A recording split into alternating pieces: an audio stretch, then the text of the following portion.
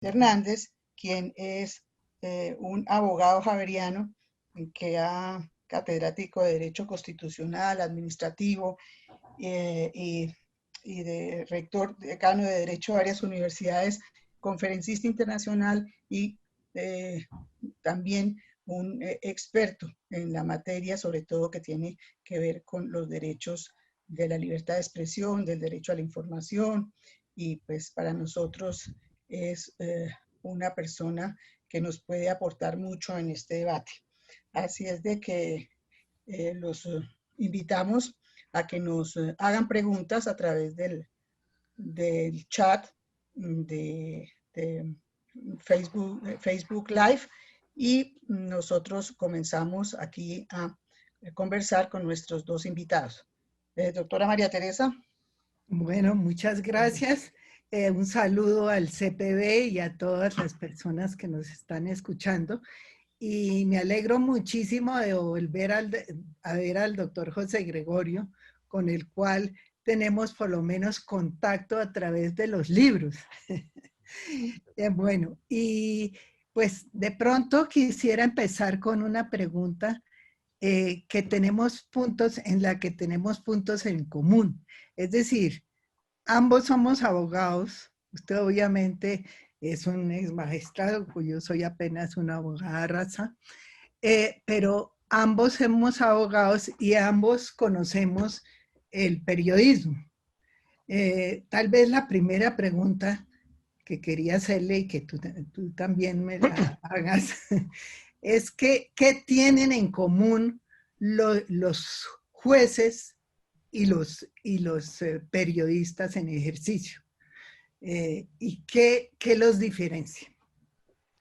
Bueno, ante todo, quiero saludar a las directivas del CPB, a todos quienes nos escuchan en este momento y, por supuesto, a la doctora María Teresa Herrán. Quiero decirles brevemente que hace 30 años, cuando se estudiaba la Constitución del 91, antes de la Asamblea Constituyente, yo me desempeñaba como viceministro de Comunicaciones y el presidente César Gaviria nos confió, tanto a María Teresa como a mí y a otros juristas, una misión que consistió en preparar una serie de elementos de juicio que por supuesto no eran obligatorios para los constituyentes, pero que les podían servir de mecanismo de trabajo. Y hablamos acerca de lo que hoy es el artículo 20 de la Constitución Política. Hicimos varias sugerencias, creo que no todas fueron plasmadas en el texto constitucional, pero algunos elementos sí, porque finalmente el derecho a la comunicación quedó plasmado directamente como derecho fundamental. Bueno, ¿qué tenemos de común los periodistas y los abogados?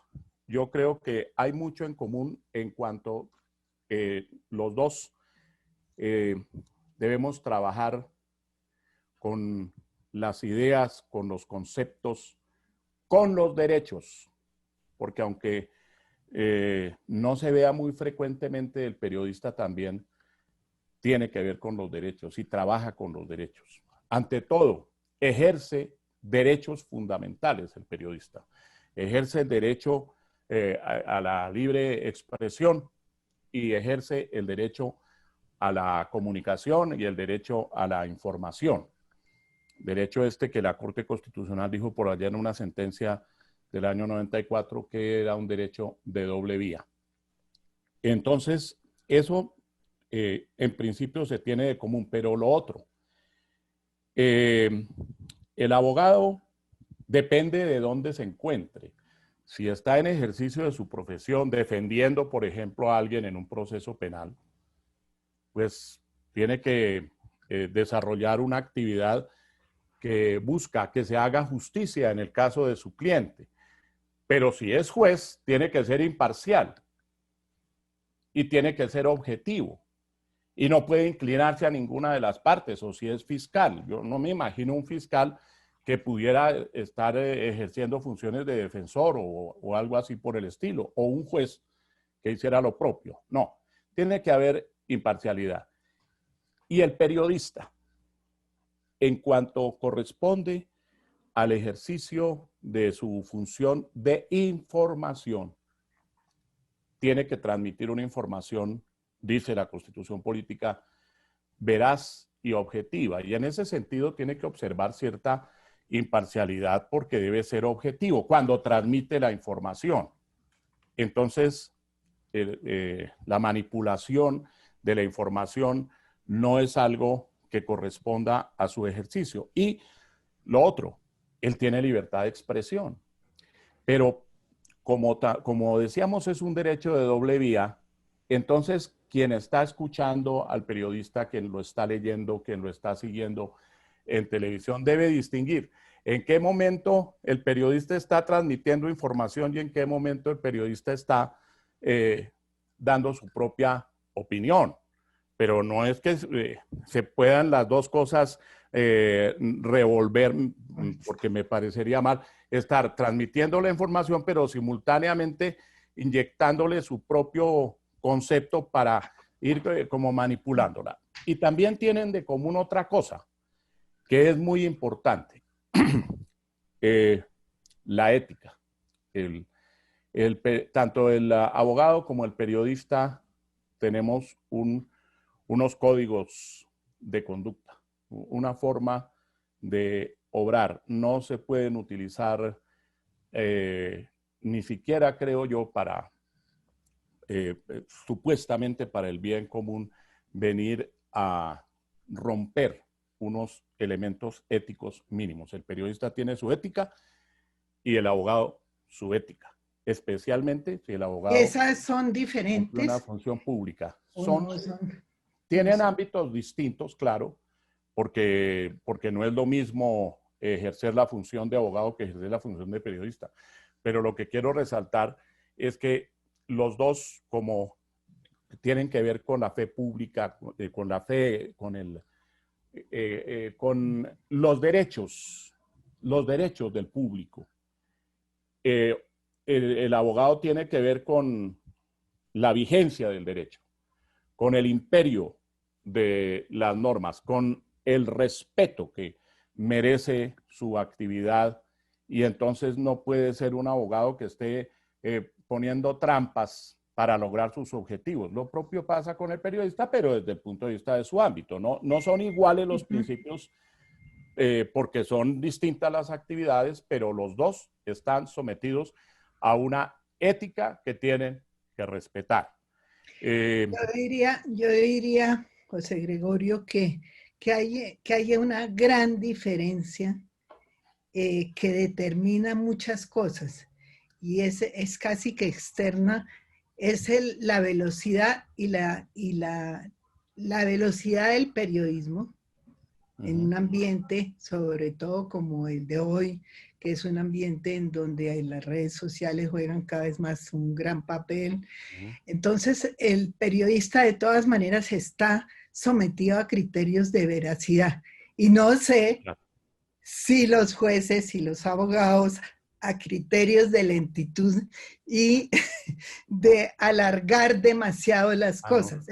Yo no sé si usted lo ve desde, pues habiendo ejercido las dos funciones, en los dos oficios, entonces ahí se nota que uno es el lenguaje jurídico, las sentencias enormes de cientos, de 1500 páginas tenía una sentencia. Yo decía, ¿cómo hacen para tener una sentencia de 1500?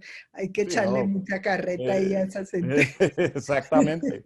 Eso es. Bueno, y la velocidad del periodista que siempre está presionado. Algunos lo llaman la chiva. Yo creo que la chiva ya no existe, no existe porque la chiva, el ciudadano ya con su celular ya acabó con la chiva, pero mentalmente creo que el periodista todavía no ha captado que ya la chiva no existe, como el juez y el abogado no han captado que la lentitud ya no está de recibo, que tiene que cambiar el lenguaje jurídico, que las sentencias tienen que ser mucho más cortas, que no tiene que haber tanto vericueto para llegar a un punto que se llama sentencia, decisión judicial. Entonces, no sé, eso es con ganas de chuzarlo, doctor Sí. José Gregorio. Bueno, pero es que estamos de acuerdo, es que estamos de acuerdo. Sobre el periodista y esa fiebre que existía, que existió y que aún se prolonga en algunos casos, de obtener la chiva, de ser el primero Exacto. que entrega la información. Pues eso obviamente lleva con mucha frecuencia a equivocaciones, porque entonces por dar la información de primero no se presentan todos los elementos, entonces la información es muy parcial, después tiene que ser complementada, después hay alguien que dice que le violaron su derecho a la honra y al buen nombre y entonces viene a reclamar y tiene que haber rectificación, etc. Afortunadamente ya no es tanta la chiva, en eso estamos de acuerdo, pero sí la rapidez. Entonces el periodista quiere estar al día con el tema que se está tratando, que está de moda, llamémoslo, en el país. Entonces, hoy por hoy, cada noticia se convierte en la noticia del día. Yo no sé si habrán notado ustedes, como periodistas, que esto ha hecho que las noticias duren muchísimo menos en el espacio público, que sobre la mesa o sobre el tapete, como se dice. Dura muy poco la información. ¿Por qué razón? Pues porque como todo el mundo habla del mismo tema, todo el mundo, y las redes Exacto. también, entonces se agota, rapidísimo se agota. Yo diría Eso que es. Y tiene consecuencias gravísimas, tiene gravísimas. consecuencias gravísimas, porque Porque ya entonces, no se les crea a los jueces. claro, Ese es un tema que afecta mucho a los jueces, afecta, sí. Entonces ya porque voy para lo del, incluida la corte, ¿no? sí, Las ya voy cortes. entonces voy a lo jurídico. Eh, parte del buen comportamiento del periodista y de su responsabilidad, porque el periodista también tiene que ser responsable, radica, creo yo, más en el contenido de lo que informa que que en la rapidez de lo que informa. Entonces, bien puede ser que una información no salga de primera, pero salga mucho más completa y resulte mejor elaborada, mejor investigada y se tengan unos elementos de juicio mucho más claros para quien ha de recibir la información. Y eso va en beneficio de la colectividad, del público en general. Pasando al terreno de lo jurídico. A mí me parece que es una falta de ética y una falta disciplinaria, inclusive de parte de un abogado en el curso de su ejercicio profesional, especialmente en el campo penal, buscando retardar las decisiones, entorpecerlas, inventarse fórmulas especiales para que los términos se cumplan, por ejemplo, y entonces como hay un momento de vencimiento de términos, porque nadie puede permanecer eternamente sub iudice, nadie puede permanecer, por ejemplo, privado de su libertad sin límite, porque tiene que haber unas normas que obliguen a que la administración de justicia actúe pronto. Entonces se inventan enfermedades, se inventan situaciones de dificultad, mil cosas, infortunadamente muchos jueces caen en la trampa y entonces una diligencia que era para hoy la pasan para dentro de 6 meses. Y claro, pues así se llega el momento del vencimiento de términos. Entonces a mí me parece que es un comportamiento inadecuado. Como hay otro comportamiento del abogado que ojalá pudiéramos erradicar, es el de transferir o traspasar su propia función de abogado y lo relativo a procesos en los que participa a los medios de comunicación.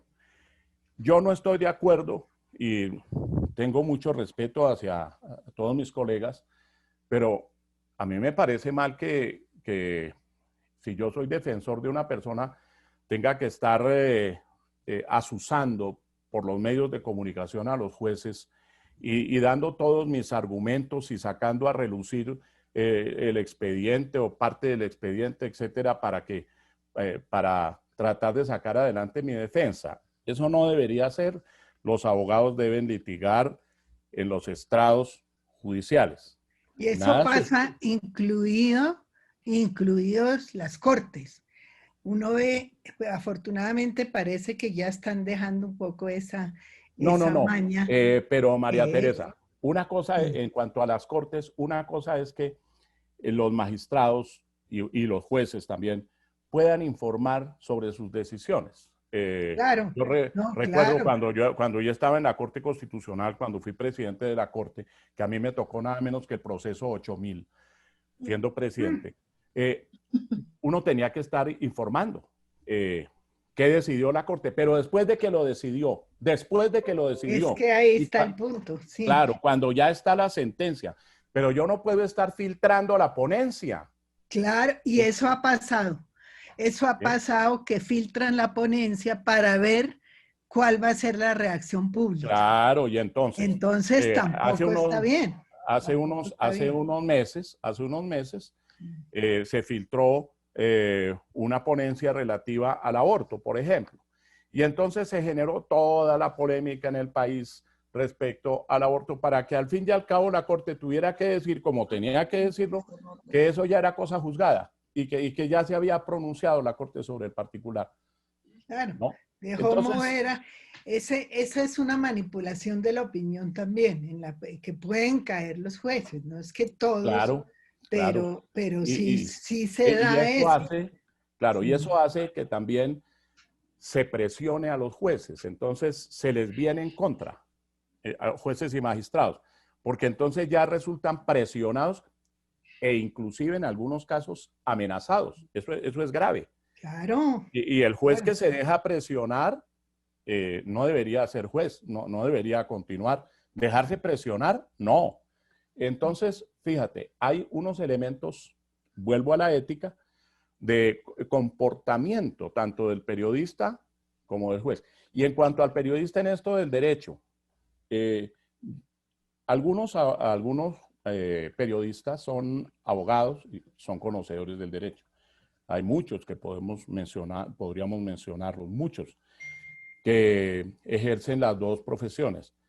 Pero no es lo mismo un proceso judicial que se tramita a la luz de la ley, sobre la base de la práctica, el análisis, el examen de las pruebas, la valoración de las pruebas, etcétera. No es lo mismo eso, que puede tomar varios meses y hasta años. Y de hecho se toma a veces muchos años en esta morosidad de la administración de justicia, que analizar todo un proceso, especialmente en materia penal, en media hora o en 15 minutos en un programa radial. ¿Por qué? Porque a la gente no se le puede estar, al oyente o al televidente o al que sigue a un medio, no se le puede transmitir todo ese contenido arbitrariamente y sencillamente decirle después de la transmisión, bueno, ¿y usted qué opina? ¿Fulanito es culpable o es inocente? Exacto. ¿Y cómo va a saber? Es lo que no puede hacer el periodista. El periodista no puede decir pero sí puede, informar. No, tiene que informar. Investigar. Tiene que investigar y puede aportar mucho. Y mira, yo agrego todavía más. Muchas de las cosas que hemos venido sabiendo últimamente en Colombia, en varios campos, provienen de investigación periodística. Claro. En algunos casos. Y no solo en Colombia, sino también en el exterior. Es decir, no habría habido Watergate sin los... Exactamente, sin los periodistas. Pero una cosa es que se investigue y se informe sobre lo investigado. Y otra cosa muy distinta es que el periodista asuma la función de juez. Claro. Porque no le corresponde. Y no puede estar fallando, ¿no? Confundiendo una función con la otra. Creo que no le corresponde. Y en cuanto a los abogados, repito que también tenemos que ser muy respetuosos de la libertad de expresión y también del derecho a la información.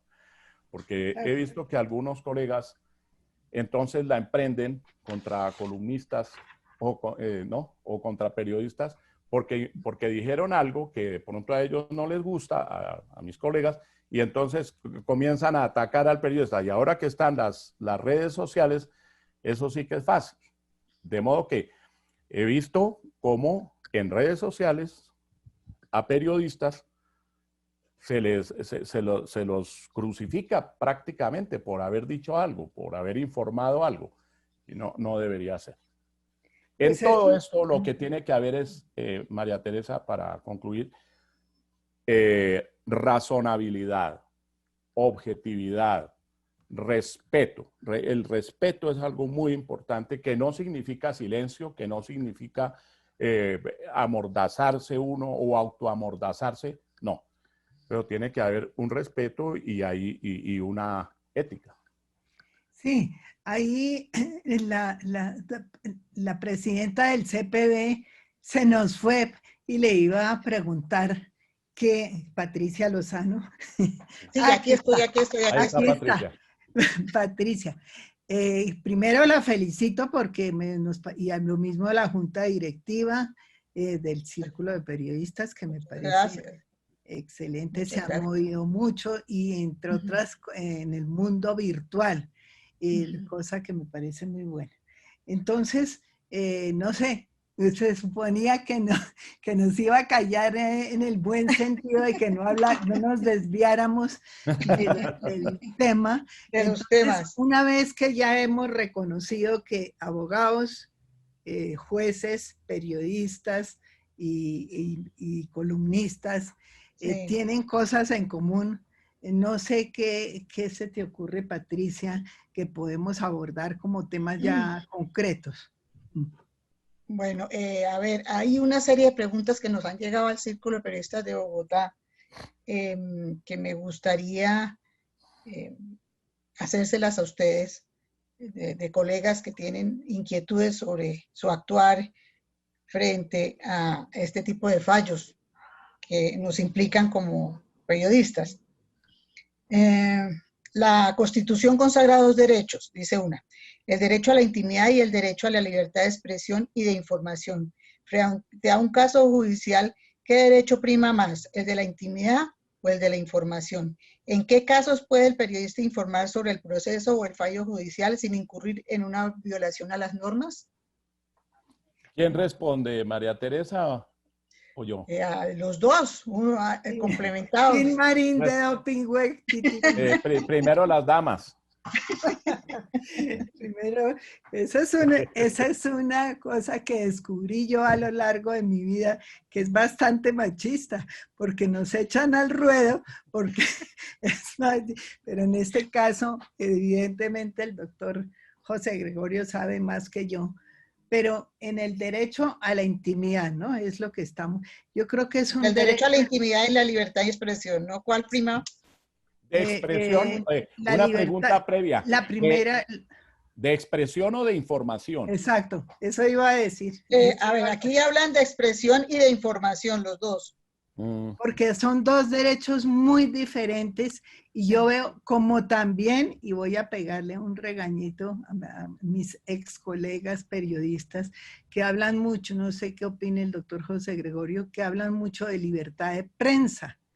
Y la prensa ya no existe desde Gutenberg, más o menos. Entonces, en una sociedad que es de fluidez, de nuevos medios, hablar de libertad de prensa, pues eso sí ya diría que hay que excluirla. No sé qué piense José Gregorio. Sí, no, estoy de acuerdo y en el grupo que nos confió el presidente César Gaviria antes de la constituyente, lo tratamos en forma amplísima.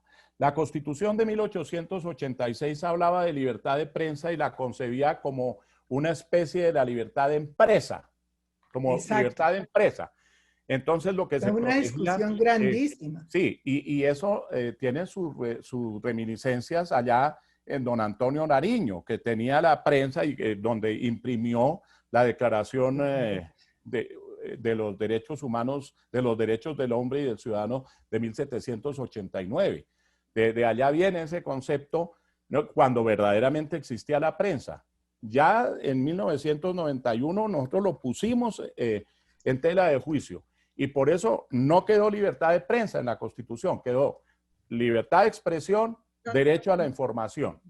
Sí, y ahora se habla más libertad de opinión y derecho a informar y ser informado como un derecho de doble vía, que es una de doble vía importantísima en temas, en momentos de Internet. Yo creo que el gran cambio informativo es Internet.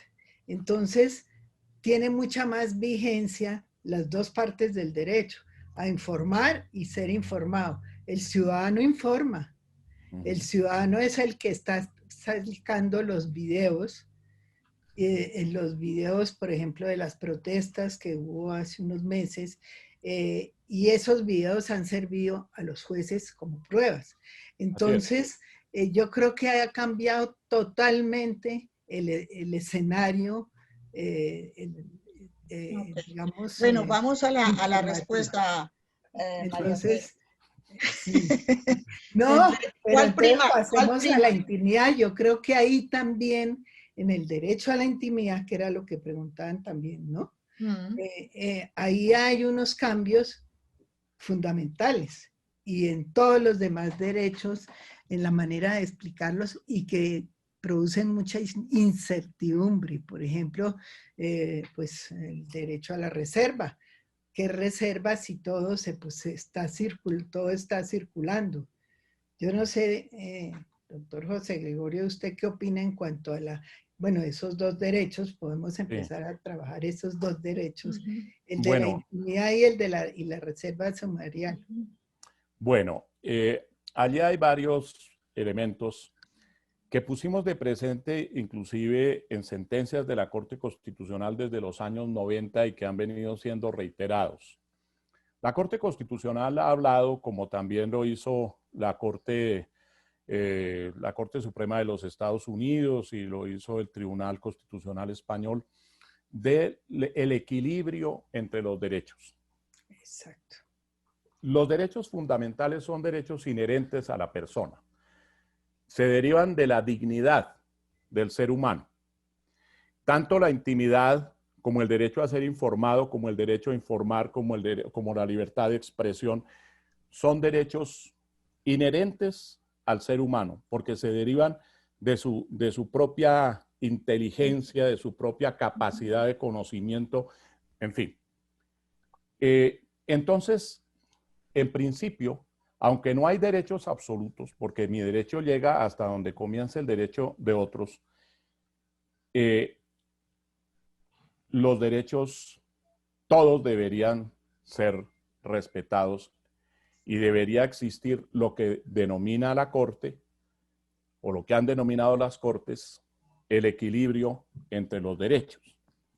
¿Cómo se logra ese equilibrio? Ejerciendo el derecho hasta el límite en el cual pueda estar invadiendo o afectando el derecho de otro. El artículo 95 de la Constitución colombiana a ese respecto es muy claro, sobre todo los derechos. Dice que el ejercicio de los derechos y libertades reconocidos en esta Constitución implica responsabilidades, que toda persona está obligada a cumplir la Constitución y las leyes, y el primer deber de toda persona es respetar los derechos ajenos y no abusar de los propios. Y es que cuando estamos en el abuso, ya no estamos en el derecho. Entonces, ¿qué pasa con el derecho a la intimidad? La Constitución distingue entre el derecho a la intimidad personal, el de cada individuo, y el derecho a la intimidad familiar. Uno podría extenderlo inclusive a la intimidad que puede darse en el ámbito de una empresa. Por ejemplo, en cuanto a el manejo de los asuntos internos, propiamente internos de la empresa, hay una cierta intimidad. Entonces, el derecho a la intimidad es el derecho que se tiene a que los asuntos propiamente privados que no interesan al público no tendrían por qué estar siendo divulgados públicamente. Y ejemplos, pues puso la Corte Constitucional muchos. El caso de un problema interno de ruptura familiar por distintos motivos entre padres e hijos, eso, ¿por qué tiene que salir a la luz pública? En principio lo tendrían que resolver, a no ser que se llegara a conductas como, por ejemplo, la violencia intrafamiliar, porque entonces allí sí ya hay otros elementos en juego, pero el derecho a la intimidad tiene que ser respetado. La libertad de información o el derecho a la información no debería invadir esa órbita. La Corte ha distinguido entre los personajes públicos y el común de los seres humanos. Es decir, una persona a quien nadie conoce, llamemos una persona común y corriente,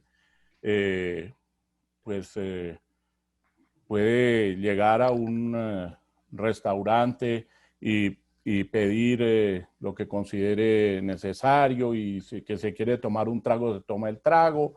Y bueno, no, esa persona está libre de la mirada exterior, pero si el que llega es el presidente de la República y se pone a tomar trago en un restaurante y comienza a hacer escándalo, pues todo el mundo se va a dar cuenta de que es el presidente, ¿no? Y por lo tanto, dijo la Corte, el derecho a la intimidad de las personas públicas, un deportista, un artista, un gobernante, ¿no? No es igual, no es exactamente igual que el derecho a la intimidad de alguien completamente privado, sí, a quien nadie conoce. O lo conoce su círculo, pero no es un personaje público. Entonces, la Corte sí entendió que había posibilidad de entender relativo a ese derecho. Entonces, si se divulga algo relativo al comportamiento de un personaje público, en algo que normalmente es reservado, pues se puede hacer. Y hemos visto muchas veces, ¿no? Que se hace, que se divulga algo. Y eso en sí mismo no implica violación del derecho, porque ese personaje debería entender también que es público y que cualquier cosa que haga es del interés público a sí mismo, salvo aquellos elementos del núcleo esencial, de lo que llama la Corte Constitucional el núcleo esencial de la intimidad, porque sí hay un núcleo esencial. Entonces no tienen por qué entrar, ni siquiera la esposa puede estar mirándole a uno el celular a ver con quién uno habló o intercambió en el WhatsApp criterios. No, eso es violatorio, no se puede. Y menos una persona completamente externa. Entonces sí hay una intimidad. En el caso de las redes sociales esto se ha complicado bastante, porque la teoría sobre la cual se edificó el artículo constitucional y el artículo 15. Sí, todo esto ha cambiado. Todo esto ha cambiado porque en las redes sociales es muy difícil que se respete de una manera tan plena el derecho a la intimidad, porque inclusive ustedes habrán visto que las mismas personas hablan de sus asuntos íntimos en las redes sociales, ¿no? Entonces aparecen enviando un Twitter en donde dicen, yo tengo este problema con mi esposa, o inclusive asuntos de carácter sexual los van divulgando a veces en las redes, que eso debería ser de la intimidad. Sí. El derecho a la intimidad tiene dos aspectos, ¿no? De una parte, el secreto, como un secreto, y como una libertad. Y en ese sentido me voy a referir a una sentencia. Yo sé que usted en este caso puede no hablar porque por Silvia sí. Procuraré no referirme a casos específicos. A casos.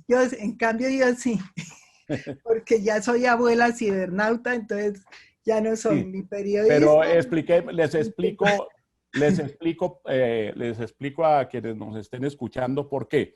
Porque aunque soy abogado en ejercicio completamente libre y tengo Es mis con juez. columnas y opino, etcétera, soy también conjuez en unos tribunales. Entonces, prefiero evitar. Pero Bueno, bien voy pueda a María tratar Teresa. de no irritarlo, doctor José A Gregorio. ver, la doctora María Teresa, ¿qué dice? No, pero sobre todo me gustaría que comentáramos, y Patricia también, y los que nos están escuchando, sobre reciente, un reciente fallo que es de primera instancia sobre una revista, que no voy a citar el nombre, y dos periodistas, que tampoco voy a citar el nombre, porque me parece que lo que debemos hacer las personas que estamos interesadas por la comunicación es analizar esos fallos, no, digamos, por las personas que están involucradas, sino por el contenido, porque ahí es cuando se va a estudiar cuál es el fondo de los derechos y cuáles son sus límites.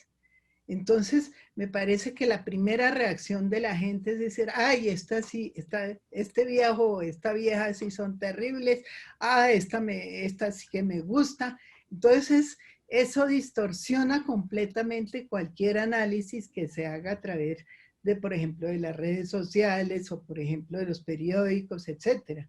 Entonces, en este fallo de primera instancia, de lo que se trataba era de proteger el derecho a la intimidad y ya hubo, digamos, el fallo en primera instancia y a mí me pareció muy interesante el recorrido que hizo el juez, porque el juez se pregunta, habían demandado por varios aspectos, interpuso una tutela, una de las personas, y creo que eso sí, no hay problema de decir que es la familia Monsalve, y entonces, pues las consideraciones del juez me parece que son profundas y que son interesantes, que van más allá de decir, ay, esto es contra el periodismo, eso ha sobrepasado los límites, sino que explica por qué cree que ha sobrepasado los límites y cuáles no ha sobrepasado. Por ejemplo, la demandante, la que accionaria, se dice, la accionaria, Accionante. la accionante, la accionante, a mí ya se me olvidó el derecho. Entonces, la accionante interpone, dice que tienen que respetarle sus derechos fundamentales, además de la privacidad, de la intimidad, el derecho al buen nombre. Entonces, el juez dice, ahí no hay, digamos, una violación del buen nombre porque se trata de haber publicado tal cual una conversación privada de una familia. Tampoco hay conexidad con el tema principal, que es el personaje, digamos, testigo de otro juicio importantísimo que está en este momento en el escenario público. Y ese personaje que es testigo, entonces, y su familia, pues conversan. Y conversan de temas como, por ejemplo, una niña dice, me mando a hacer las uñas cada semana y cuánto le cuesta, me cuesta 4,000 pesos, ese tipo de temas.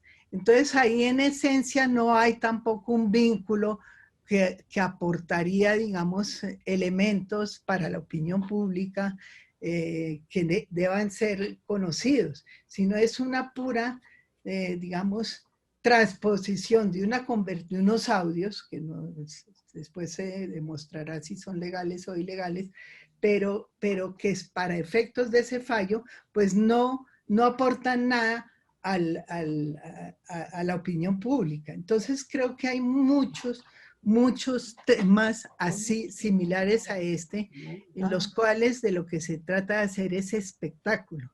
Y el juez ahí anota que a esa, digamos, simplemente comunicación de unos audios, se le puso un apelativo y se dijo exclusivo de esta revista.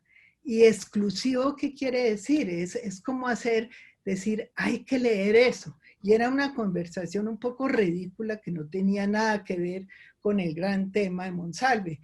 Entonces, creo que allí el papel del juez es muy importante y el papel de los periodistas de no tomar partido en favor o en contra de sus colegas, sino de decir, bueno, a ver aquí qué hay. Y entonces eso permite que haya un mayor análisis. Y yo no sé qué opine Patricia o cómo. Mira, sobre esa misma marco, quisiera preguntarle lo siguiente. En el marco de los derechos constitucionales, ¿qué evaluación debe hacer un periodista para determinar que la información que va a publicar no viola derechos fundamentales de las personas? ¿Cuál sería esa lista de chequeo que nosotros deberíamos hacer como periodistas? A ver si ustedes nos orientan. A ver, Bueno, yo diría como ex periodista, porque ahora soy abuela cibernauta, lo cual me deja mucha más libertad.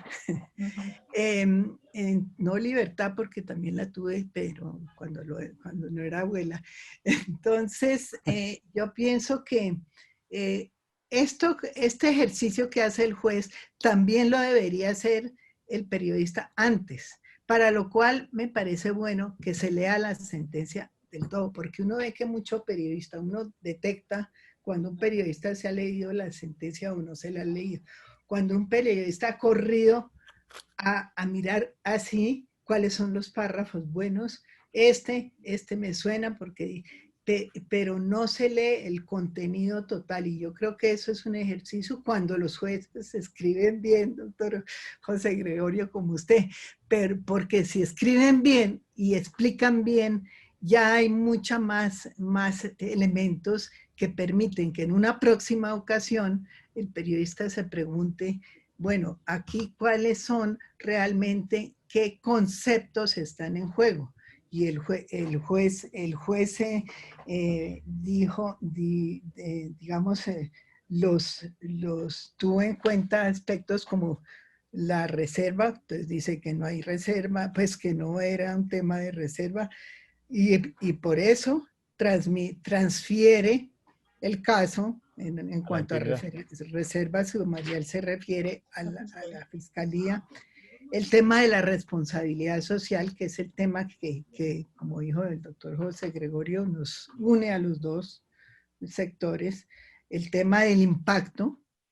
¿Qué impacto puede tener eso? ¿Qué busca el periodista cuando dice que es una exclusiva y que es algo maravilloso y uno llega y lee al que se hizo que ella va una vez a la semana a hacerse las uñas, dice la niña, o yo no sé. Entonces uno dice, pero ¿qué criterio hay para que esto sea exclusivo y especial? El periodista debe hacerse esa pregunta antes de hacer el programa, antes de decir, bueno, este señor me interesa por esto y esto.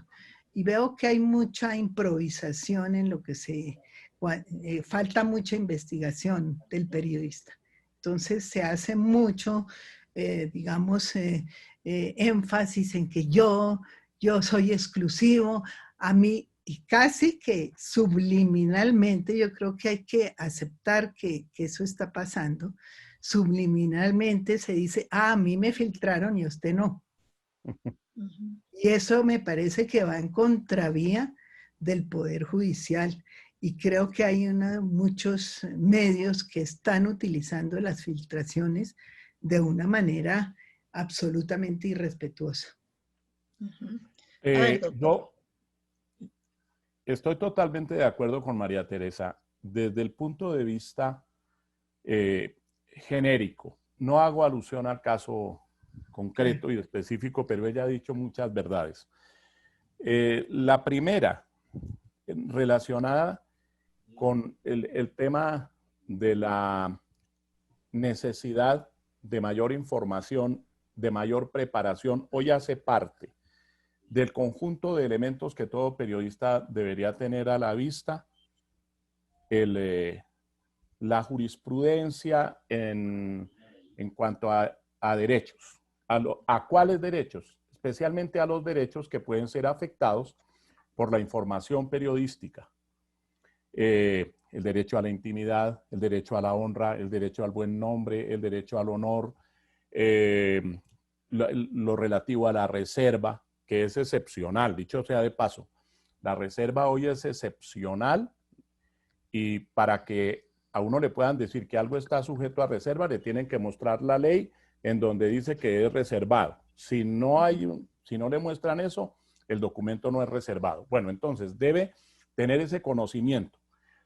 Segundo, las sentencias enseñan, especialmente las sentencias de los altos tribunales y en estas materias, las sentencias de la Corte Constitucional, que es la que tiene a su cargo la revisión eventual de los fallos de tutela y también las acciones de inconstitucionalidad en abstracto. Y entonces la Corte Constitucional traza unas pautas. A veces uno no está de acuerdo y he sido crítico de muchos fallos de la Corte Constitucional, pero indudablemente la Corte Constitucional sienta precedentes y además la Corte Constitucional señala unas pautas de interpretación de las normas. Entonces, para saber hasta dónde puede llegar una información respecto al derecho a la intimidad, basta ver una serie de sentencias que la Corte Constitucional ha proferido en donde ha demarcado con claridad qué es de la intimidad y qué no es de la intimidad.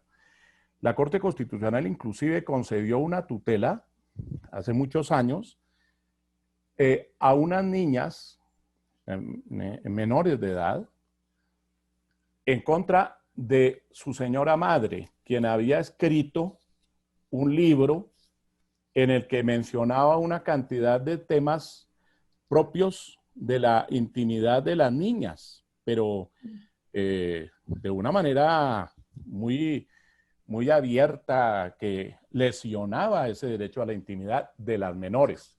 Era derecho a la intimidad y eran derechos de unas niñas menores. Bueno, pero la Corte Constitucional ha hablado también de otros elementos para saber hasta dónde llega el derecho a la intimidad y también del derecho a la honra y al buen nombre. En esta materia de la honra y el buen nombre, no puedo dejar pasar la ocasión para decirles que no por el hecho de que se le pida rectificación al periodista tiene necesariamente que rectificar. La Corte lo ha dicho claramente, no hay necesidad de rectificar. Lo que tiene que hacer es, antes de informar, como dice María Teresa, confirmar muy bien, saber qué es lo que va a publicar. Si de pronto publica una información que difunde algo que lesiona la honra y el buen nombre de la persona, bueno, pero si es verdad, pues lo informa. Si es verdad, si tiene la certeza. Le piden la rectificación. Antes de ejercer la tutela tienen que pedir la rectificación. No pueden presentar la demanda de tutela sin haber solicitado la rectificación. Una vez que recibe la solicitud de rectificación, puede rectificar, si hay lugar a ello, en condiciones de equidad, dice la Constitución, o puede ratificarse. Puede decir, no me rectifico, me reafirmo en lo que dije. Y tiene todo el derecho el periodista y el medio a hacerlo. Lo otro, en cuanto a la intimidad, la Corte Constitucional ha sostenido, allí no hay rectificación que valga, porque eso no se rectifica. Lo que se divulgó sobre la intimidad de la persona, pues es verdad. Entonces no puede rectificar y decir yo dije mentiras porque no las dijo. Lo que pasa es que invadió la órbita de la privacidad de la persona o de la familia.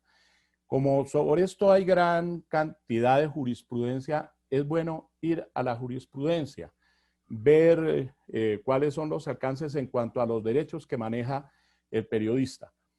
Ahora, por esa razón, porque las sentencias deben servir también de pedagogía, como lo señala el artículo 41 de la Constitución, las sentencias deberían ser cortas. Yo cuando era magistrado recuerdo que tenía alguna discrepancia con colegas porque escribían unos mamotretos. Sí. Y hemos visto que eso se ha incrementado. Hay sentencias, por ejemplo, en materia de acuerdo de paz, que son enormemente largas y con toda clase de citas, etcétera, como si se tratara de un libro. Una sentencia no es un libro. Para escribir en un libro, nosotros podemos hacerlo, y yo he escrito varios. Uno puede explayarse todo lo que quiere en el libro, pero en la sentencia, el juez y especialmente el magistrado debería ser conciso y directo, como lo son. Por ejemplo, doctor, perdón que lo interrumpa. En esa sentencia de 1500 páginas, la famosa. No, era un auto, era un auto. Era un auto, Ni sí. siquiera es Así, sentencia, además es era un auto. auto, no era una sentencia, era un auto. Pero uno decía, pero ¿por qué transcriben no saben poner links?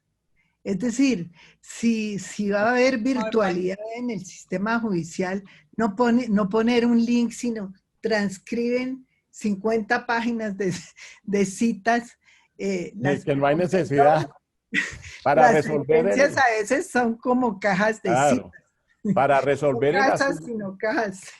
Claro, para resolver el asunto no hay necesidad de semejante cantidad de letras, de hojas, inclusive por razón de consideración a quien lee. Porque es que no toda persona puede estar, no toda persona tiene la misma capacidad de comprensión de la lectura. Porque, dicho sea de paso, también en las universidades no están enseñando comprensión de lectura. Entonces, eso que nos enseñaban a nosotros las ideas principales, las ideas secundarias, las conclusiones, todo eso hoy no existe, no existe. Entonces, si el magistrado escribe una sentencia enormemente larga, uno se pierde. Yo a veces me pierdo, porque va la sentencia por un lado y uno dice, bueno, va a conceder la tutela y al final la niega. No, uno no sabe cómo. Entonces, como la jurisprudencia dijo, y eche claro, el párrafo largo. Y a ese respecto les quiero decir a los periodistas, bueno, las sentencias de los jueces franceses, ustedes saben, son famosas. 2 o 3 páginas y ya. Se resuelve el punto sin más trámites. 1, 2, 3, resuelve. Y eso es lo que deberíamos hacer todos nuestros jueces y magistrados. Pero les quiero manifestar, no todo es jurisprudencia. Aquí cogen un párrafo aislado y lo hacen los abogados. Lo hacen los abogados en los medios de comunicación. Para probar cosas. Es que la Corte Constitucional dijo, comillas, tal.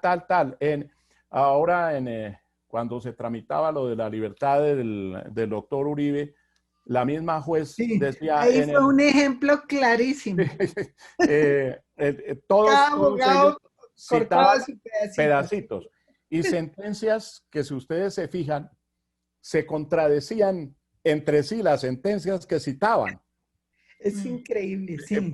Porque entonces la parte que convenía transcribir decía, no obstante lo afirmado en precedencia, y entonces, ¿por qué no leyó lo anterior?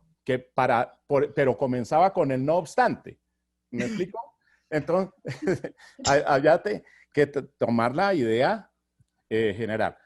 La jurisprudencia no es lo que escriben en un párrafo. No sé si me tomo un minutico para hacer esta distinción, pero yo creo que les puede ser a ustedes de mucha utilidad. En toda sentencia se distingue una parte emotiva y una parte resolutiva. La parte emotiva es aquella en la que se exponen los razonamientos del juez para llegar a su decisión. La parte resolutiva ya es propiamente la obligatoria, en donde toma la determinación respectiva y eso es obligatorio, lo que dice ahí en la parte resolutiva. Lo que dice en la motiva no necesariamente es obligatorio. Yo no tengo por qué pensar igual que el juez. ¿Por qué voy a tener que razonar igual que el juez, que algunos razonan muy mal? No, estoy obligado, sí, yo estoy obligado a cumplir lo que ordenó la sentencia, pero el razonamiento del juez no me obliga. Entonces, a no ser que en el caso de la Corte Constitucional, la Corte diga, que únicamente por las razones expuestas. Si no lo dice, tampoco lo que dice la Corte en la parte emotiva es obligatorio.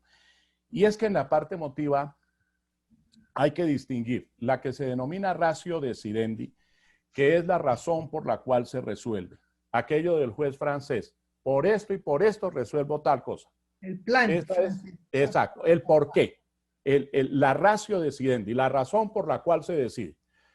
Del que se denomina obiter dictum u obiter dicta, que es aquello que sobra, que se dice al paso, ¿no? Entonces, viene la sentencia y no habría necesidad de hacer una referencia a determinado asunto que no tiene que ver.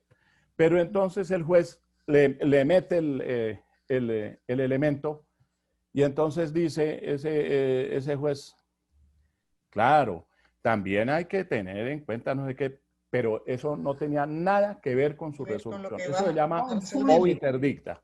Y en los autos y sentencias generalmente se están filtrando este tipo de asuntos que despistan bastante. Entonces llega, si lo hace un abogado, llega un periodista que tiene, al periodista le mandan un mamotreto, entonces él cree que todo es jurisprudencia y que todo es lo que dijo la Corte. Entonces saca el parrafito y, y sobre ese párrafo edifica su propio argumento. Y como entonces hay algunos periodistas que asumen la condición de jueces, entonces se basan en eso y dictan su propia sentencia. Los periodistas. Y algunos acusados también. Sí, y algunos. Así es. Así lo hacen. Sí, no, ok. Otro tema, doctor José Gregorio, que me parece que todavía no está muy claro es el de la reserva sumarial, es decir, ¿hasta dónde va la reserva? No sé, Patricia, que... Sí, hay en ese, yo quería, sí, aquí hay uno que dice, ¿puede prohibir un juez al periodista opinar sobre procesos, pruebas, fallos judiciales o sobre reservas sumariales? ¿Al periodista puede prohibirle que utilice? Pues puede prohibirle en cuanto esté en cuanto con eso esté lesionando, por ejemplo, la reserva sumarial. La reserva sumarial no es general hoy como antes. Hay que ver qué es como reserva legal, ¿no? Y qué no es. Sí, tiene que estar reservado. Sí. Especialmente lo que se regía por la ley en el sistema inquisitivo, la ley anterior 600, todo eso tenía reserva sumarial. Ajá.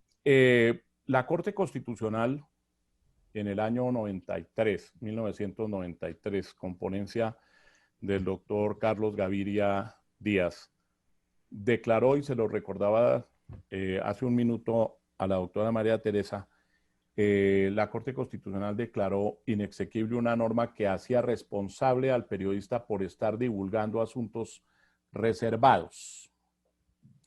No.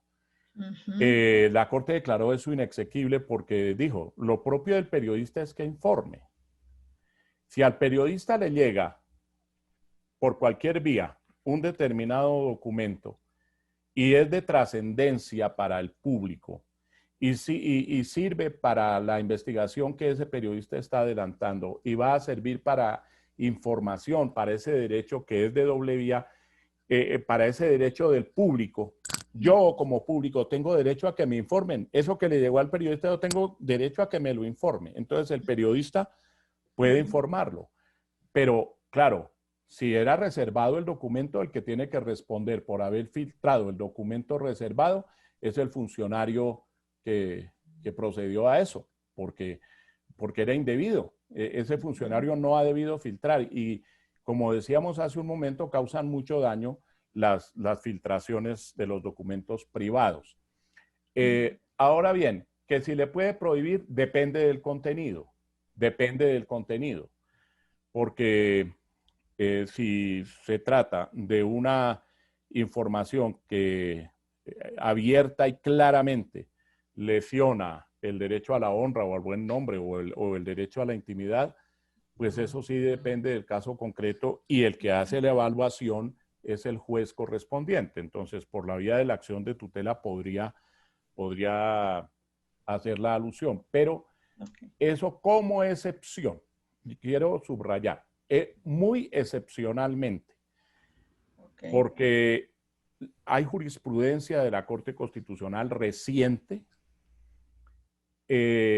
por ejemplo, relativa a delito de calumnia o injuria o respecto a acciones de tutela en donde se busca amordazar al periodista. Entonces el periodista no puede decir nada absolutamente sobre ese tema porque le van a iniciar una acción penal por calumnia o por injuria y le va a tocar ir allá a retractarse y a veces los obligan a retractarse, ¿no? Entonces, sobre eso hay jurisprudencia, me parece. La regla general es la libertad. La excepción, cuando se afecten otros derechos fundamentales, sería la restricción. No sé, la doctora María Teresa, cómo vea eso. Pues la sí, yo no estoy al es la tanto de las últimas, ¿cuál es las últimas sentencias sobre reserva sumarial? Yo no las he leído en realidad, porque No, estaba sobre reserva sumarial no hay muchas recientes, pero más que todo, pero sí las ha habido sobre derecho a la honra y al buen nombre y sobre derecho a la intimidad. Sobre Pero, y por reserva... ejemplo, volvemos a lo que usted decía y decíamos al comienzo sobre el tema de la ética común a los dos, a los jueces y a los Así es. periodistas. En ese sentido, el periodista también se debe preguntar a quién estoy afectando y si vale la pena afectarla, porque uno siempre afecta a alguien, pero sí afecto a alguien, pero esto es muy importante que se sepa y que lo sepa el público. Claro. Y esa es una consideración que es clave, que debe hacerse, una pregunta que debe hacerse el periodista antes de publicar, porque recibir información sí la puede recibir. Claro. Yo creo que en ese sentido, aún las filtraciones, la cuestión está decir, bueno, esto que estoy leyendo me va a servir para mi investigación, o esto tiene que echarse hacia el público, como en este caso, que usted no puede, sobre el cual no puedo opinar usted, pero yo sí, que es echémosle al público unas cosas así, sin preguntarnos siquiera, y por el solo hecho de que me las filtraron. La exclusividad. Estoy de acuerdo.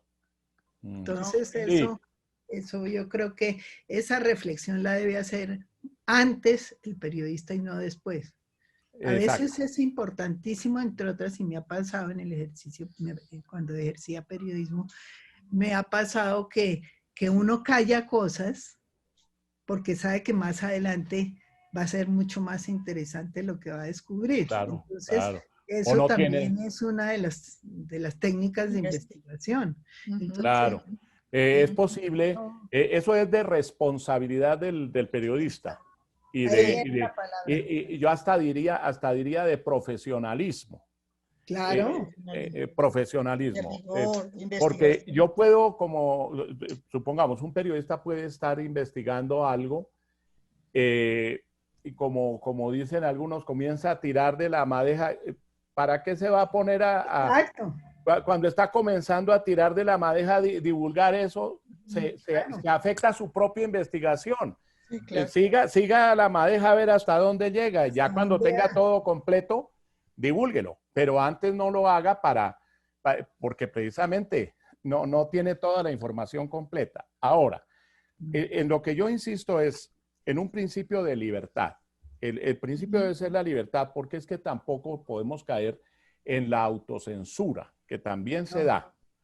En Colombia está prohibida la censura, pero lo que hemos visto muchas veces es la autocensura.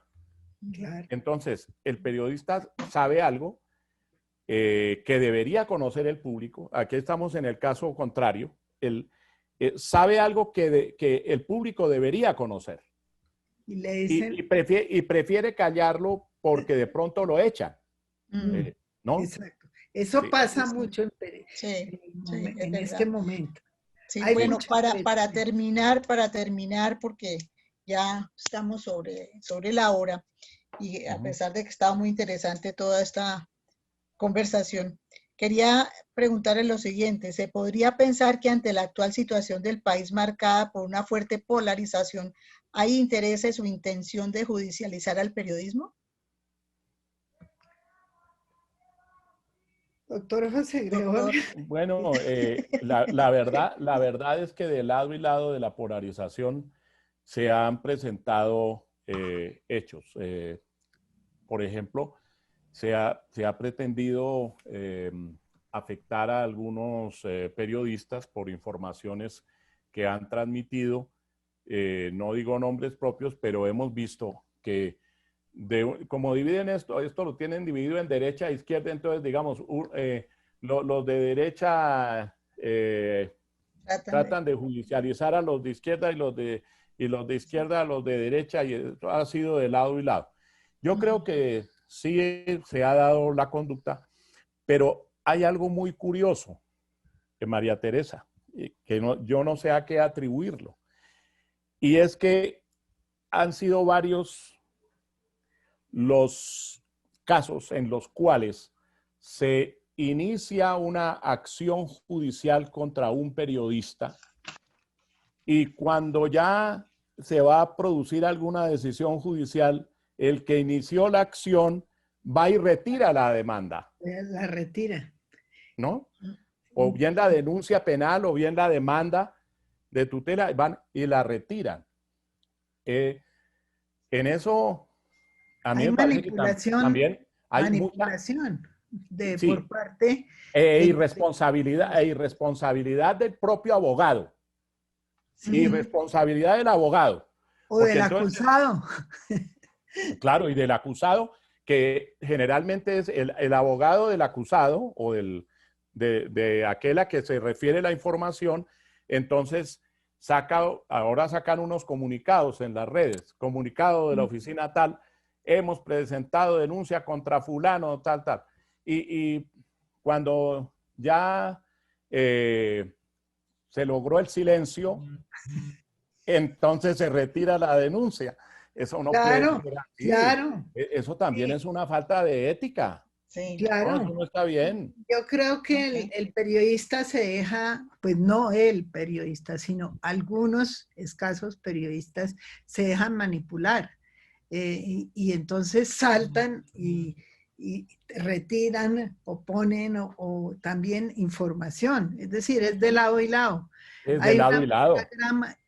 Y eso es la polarización. Es decir, lo que produce eso es digamos, el núcleo esencial, para hablar en términos, es la polarización. La polarización está distorsionando absolutamente los análisis, sobre todo del periodismo. Y de los jueces, pues a veces uno dice, por ejemplo, o de los fiscales, a veces uno dice, usted no puede opinar sobre eso, pero doctor José Gregorio, pero yo sí. Entonces, por ejemplo, uno dice, este señor fiscal, ¿por qué está diciendo estas cosas? Hay evidente vínculo entre el fiscal con otras personas. Entonces, eso es una labor importantísima del periodismo. Claro, la de denuncia, claro. ¿Cuáles son, digamos, esos vínculos que contradicen la realidad de la independencia de instituciones como la Fiscalía, etcétera? Entonces, yo creo que allí sí el papel del periodismo es clave. Y, por ejemplo, cito un caso para no erizar más al doctor José Gregorio. Por ejemplo, en el caso de Trump, CNN pues está sacando un montón de cosas de Trump que no sacaría Fox, y que sin embargo saca CNN, que son verdaderas y que realmente muestran un manejo del gobierno terrible. Entonces, si no existiera el periodismo, pues todo sería una especie de tape. de Chávez, o de banana república total, Estados Unidos. Cierto, Que afortunadamente espero que no sea, pero en fin.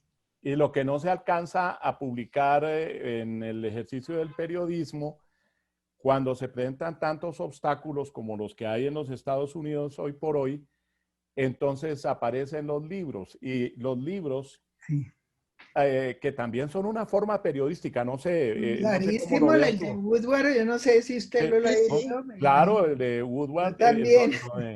sí, La pero ira. recientemente, la sobrina del presidente Trump, la sobrina, Ah, sí, también. el abogado, el exabogado de Trump, bueno, han salido una serie de libros a contar todo lo que no Sus pudieron versiones. contar en los medios de comunicación. Por eso yo hablo de la importancia que tiene la libertad. Desde luego, una libertad que no es absoluta y que hay que evaluar cada vez hasta dónde se llega para no lesionar derechos de una manera injusta o completamente contraria a los presupuestos de un sistema de Estado de Derecho. De acuerdo. Bueno, María Teresa, doctor José Gregorio, muy queridos, muy amables por haber aceptado esta invitación del Círculo de Periodistas de Bogotá. Fueron muy ilustrativos. Esperamos poder difundirlo, además de por este canal, por otros canales y aprender Muchas gracias sobre a ustedes. nuestros deberes y Gracias. derechos. Bueno, que estén muy bien. Bueno, Hasta luego. muy Pero, amables. No, Hasta a luego, ustedes, muy doctora María amables. Teresa. Y hasta luego a hasta todos. luego. Espero que no Felicidades. hasta dentro de 30 años, porque eso sí sería complicado. Sí. Chao. Bueno, hasta luego. Hasta luego. ¿Verdad que hacía rato no nos veíamos? Bueno.